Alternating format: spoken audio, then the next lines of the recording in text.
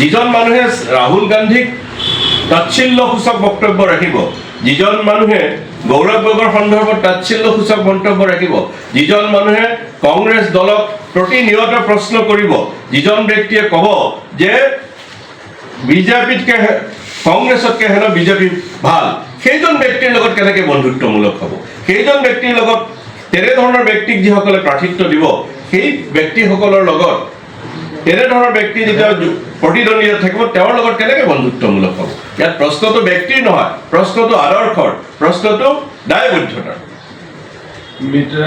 মিত্ৰতাৰ যিটো প্ৰসংগ, সেই প্ৰসংগটো ধৰি লওক আদৰ্শগতৰ প্ৰশ্নটো আছে, তাৰ উপৰিও ন্যূনতম উমৈহতীয়া আপোনালোকৰ যি প্ৰগ্ৰাম, তাৰ ওপৰত ভিত্তি কৰিহে গৈ পেলাই হয় বিজেপি উৎখাতৰ স্বাৰ্থত। গতিকে কংগ্ৰেছক ভাল পাবই লাগিব বা এনেকুৱা ধৰণৰ কিবা কংগ্ৰেছক ভাল পাব, কংগ্ৰেছক ভাল পায় নাপায় সেইটো বেলেগ কথা, কিন্তু ধৰ্ম নিৰপেক্ষতাক ভাল পাব লাগিব, গণতন্ত্ৰক ভাল পাব লাগিব, আৰু বিজেপিক বেয়া পাব লাগিব। বিজেপি মোক সোধক, মইতো কোনো দলকে বিজেপিতকৈ ভাল বুলি নকওঁ। মোক যদি সোধে, মই কোনো দলকে বিজেপিতকৈ ভাল বুলি নকওঁ, কাৰণ বিজেপি গণতন্ত্ৰৰ শত্ৰু, বিজেপি ধৰ্ম নিৰপেক্ষতাৰ শত্ৰু, বিজেপি দেশৰ শত্ৰু মই কওঁ। কাৰণ দেশখন তেওঁলোক চেদেলি বেদেলি কৰিব খুজিছে। সেই বিজেপিতকৈ কোনো দল ভাল হ'ব নোৱাৰে। প্ৰশ্নটো অকল আসন, প্ৰশ্নটো অকল বন্ধুত্বমূলক প্ৰতিদ্বন্দ্বিতাৰ নহয়, সেইকাৰণে আমি তাৰ বিৰোধিতা কৰিছোঁ। চেয়াৰমেনে একমাত্ৰ হেঙাৰ নেকি মিত্ৰতাৰ ক্ষেত্ৰত, যিহেতু এতিয়ালৈ কোনো আনুষ্ঠানিক সিদ্ধান্ত হোৱা নাই? মই সেইটো বুলি নকওঁ। চাওক, মই দলৰ শীৰ্ষ নেতা নহয়, সেইটো আমাৰ ভাগে ভাগে আলোচনা চলি আছে। কিন্তু যিকোনো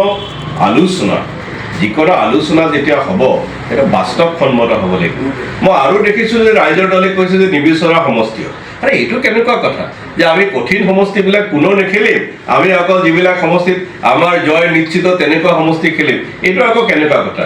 আমি চব ভগাই ল'ব লাগিব নহয়। অকল যিটো জিকিব অকল সেইটো সমষ্টিত য'ত কংগ্ৰেছৰ সংগঠন শক্তিশালী আছে।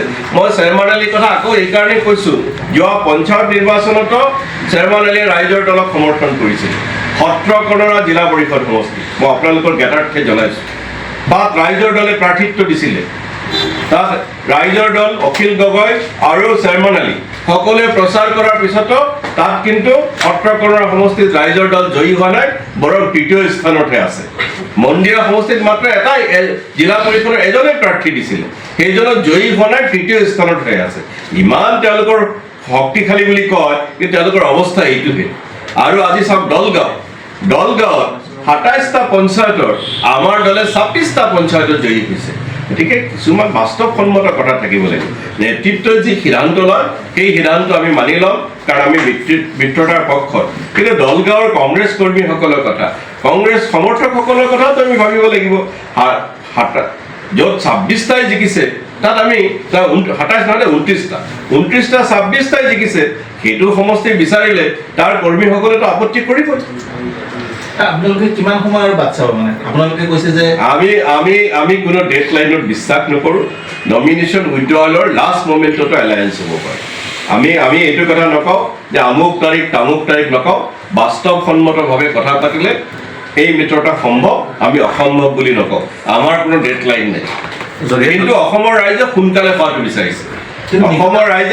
পোৱাটো বিচাৰিছে, আমিও সোনকালে কৰাৰ পক্ষপাতি। কিন্তু মিত্ৰতা নহ'লে কংগ্ৰেছে অকলে পাৰিব জানো?